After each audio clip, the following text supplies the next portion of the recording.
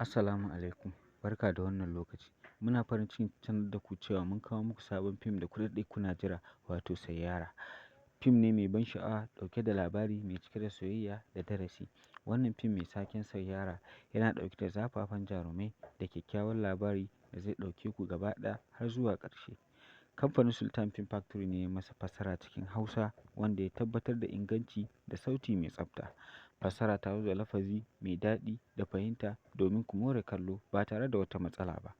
Za ku iya kalla kai tsaye ko kuma ku sauke shi cikin sauƙi daga shafin mai suna arewamedium.com.ng.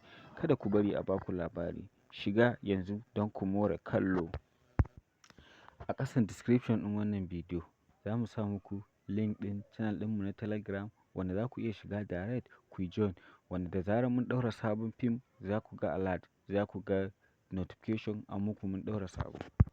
Kuma ga sunan channel ɗin a screen ɗin wannan bidiyo, wanda kuna shiga Telegram za ku iya search ɗin shi, kuna zuwa za ku join sai kun zo.